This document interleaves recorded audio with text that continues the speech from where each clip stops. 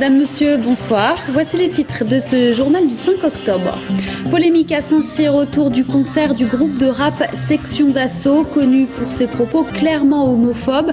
La municipalité a finalement décidé d'annuler leur venue suite à de nombreuses plaintes.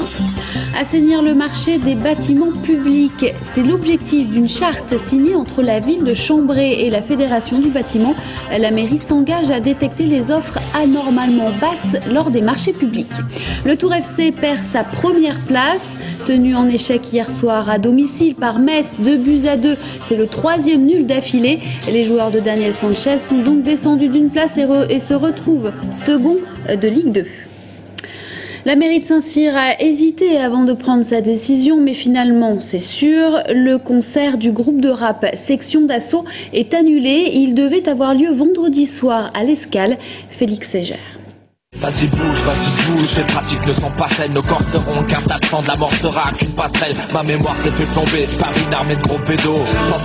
Des propos choquants et homophobes, c'est cet extrait parmi d'autres qui a mis le groupe Section d'Assaut dans la tourmente. Ces chansons ne sont pas celles du dernier album, mais sont trouvables en un clic sur internet. Elles ont créé des réactions en chaîne dans la communauté homosexuelle, mais pas seulement. Face à ces pressions, la municipalité de Saint-Cyr-sur-Loire a décidé d'annuler le concert prévu vendredi soir. La pression était en train de monter, elle devenait pas facilement gérable. De dire que bon, voilà, la raison n'a pas été en tous les cas autour de cette proclamation la règle. Voilà. Et donc on a préféré protéger les gens qui voulaient venir.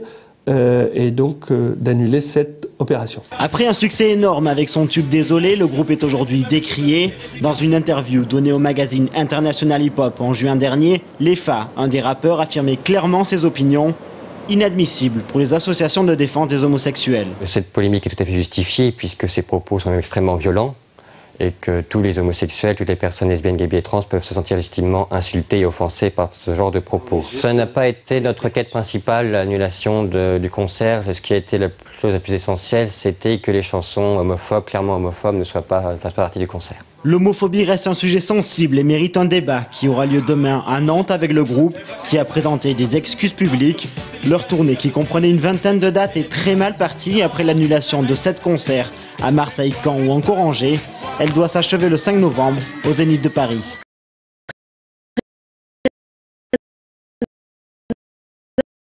Avoir été adopté en première lecture par les députés, c'est au tour des sénateurs d'étudier le projet du gouvernement pour le liste. C'est un deuxième round qui commence. Les sénateurs de ce parti vont tenter de faire adopter certains amendements.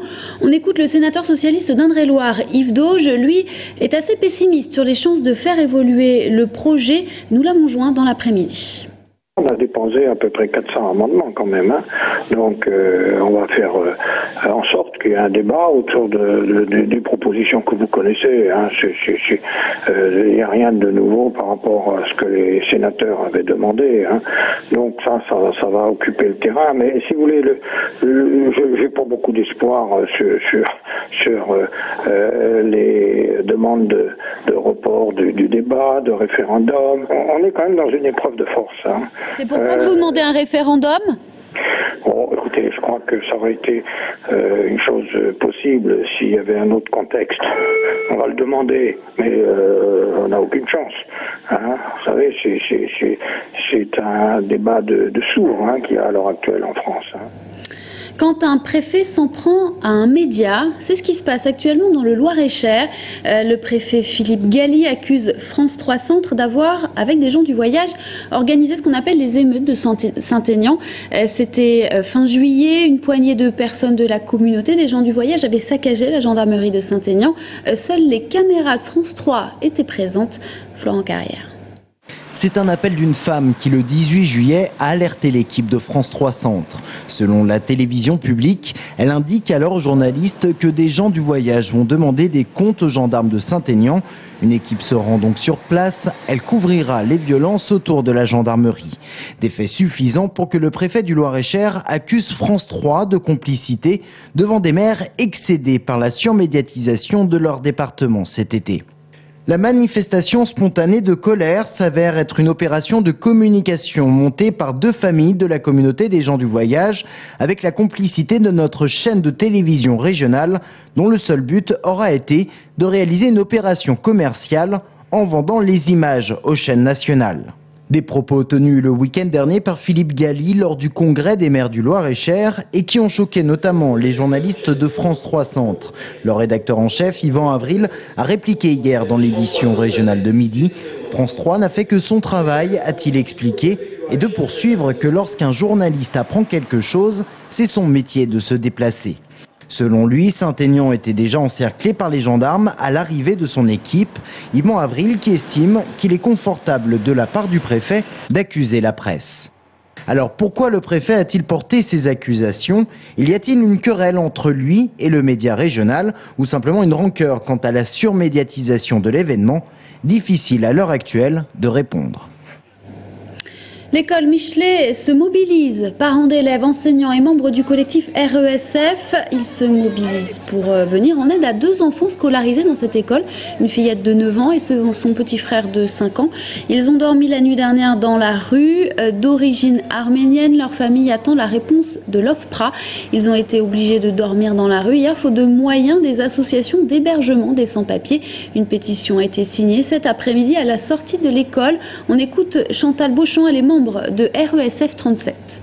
Cette famille a couché cette nuit dans un hall d'immeuble et elle a eu la chance qu'aucun des locataires de l'immeuble n'exige qu'elle y soit délogée, mais nous n'avons strictement aucune garantie que ce soit le cas cette nuit. C'est une famille qui est revenue sur Tours fin août, début septembre, et qui jusqu'ici, dont la chambre d'hôtel était payée par l'association Chrétiens Migrants. Une association qui n'est subventionnée par personne et qui a déjà à sa charge le logement d'autres familles et qui là est totalement étranglée financièrement et ne peut absolument plus continuer à financer. Construction d'une bibliothèque, d'une piscine ou de simples logements, les entreprises du bâtiment se livrent bien souvent à une véritable guerre des prix afin d'obtenir ces marchés publics à gros budget. Bien souvent, certaines entreprises tirent les prix vers les bas, cassant ainsi les marchés avec des conséquences sur les conditions de travail. C'est contre ce genre de pratique que la ville de Chambray-les-Tours s'est engagée en signant avec la Fédération du bâtiment une charte dont l'objectif est de détecter les offres anormalement basses. Sabrina Almeloult. Affaire conclue à la mairie de Chambray-les-Tours, la construction des bâtiments publics est un marché juteux pour les entreprises du bâtiment qui se livrent une véritable guerre en proposant les prix les plus bas afin de remporter un marché. Ici, par exemple, près de la médiathèque de la ville, la construction d'une école de musique est prévue dès la fin du premier semestre en 2011. Depuis 1 an et demi, le marché des entreprises du bâtiment a nettement régressé en volume de 10% en 2009. Selon le maire de Chambray-les-Tours, les entreprises cassent leurs prix car bien trop souvent elles sont au bord de la faillite dans une conjoncture économique difficile. Résultat, un manque de qualité, des chantiers interrompus et donc un surcoût pour le maître d'ouvrage public. Nous réalisons au niveau des collectivités locales en France 70% d'investissement public. Donc nous devons montrer l'exemple et aussi nous devons rassurer les entreprises dans la conjoncture actuelle lorsqu'elles voient les mercenaires débarquer et casser les prix.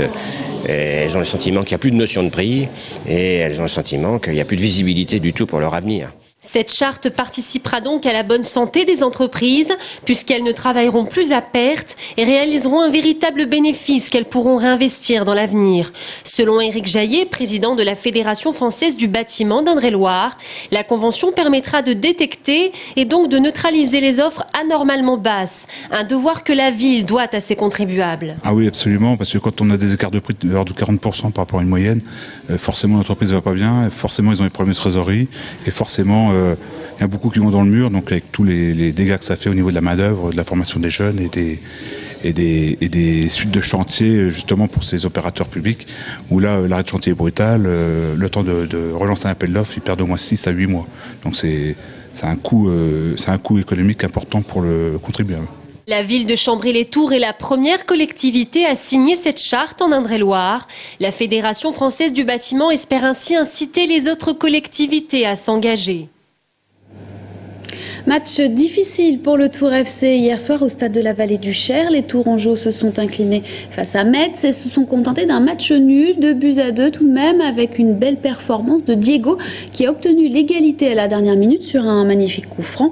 Match difficile tout de même, très tendu, à l'issue duquel les Tourangeaux ont perdu la première place de la Ligue 2. Julien Gauthier.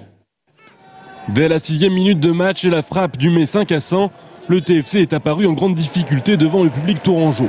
Sur le terrain, Metz, à la traîne au classement du championnat, semblait enfin voir la vie en rose en prenant le jeu à son avantage. Impression confirmée à la 13e minute sur ce but de Tenema Ndiaye. Et il faudra attendre les 5 dernières minutes pour voir un semblant de sursaut du côté des Bleus, jusque-là restés prostrés. C'est pas parce que c'est le 19e que c'est plus facile. Et ça, j'ai averti mes joueurs. Apparemment, ils n'ont pas bien compris, quoi. Parce que le temps qu'ils s'aperçoivent que véritablement Metz est une bonne équipe, on était déjà menés. Deuxième mi-temps, le jeu est condamné en une série de temps morts interminables. Impossible de développer dans ces conditions pour les Tourangeaux. Et c'est finalement Cassant sur une passe de Ndiaye qui enfonce le clou devant une défense tourangelle sans défense. C'était assez laborieux au début de match. En tout cas, la première mi-temps n'était pas très satisfaisante. On a rectifié certaines choses en deuxième malgré le deuxième but. Donc vraiment l'erreur c'est sur le premier but où ils sont passés comme dans du beurre et c'était un peu impardonnable entre guillemets. Ce soir j'ai vu quand même une équipe avec beaucoup d'allant, d'enthousiasme, des variantes dans le jeu, de la complicité et des possibilités offensives. Donc ça ne nous était pas arrivé les 8 premiers matchs. Donc on peut être évidemment encouragé par ça, mais dommage, franchement dommage par rapport au résultat. Car si du côté des Messins on espérait enfin une première victoire à l'extérieur, cela était sans compter sur l'entrée du Brésilien Diego. 2 minutes après le but des Lorrains, Cassant retient Tritz à quelques mètres de la surface. Diego tire le coup franc qui aboutit au but de la tête du défenseur genevois. Puis dans les arrêts de jeu, cette fois c'est Diego qui se fait bousculer. Il se fait vengeance lui-même avec son pied gauche magique en pleine lucarne. Il sauve son équipe d'une défaite qui semblait jusqu'alors inévitable.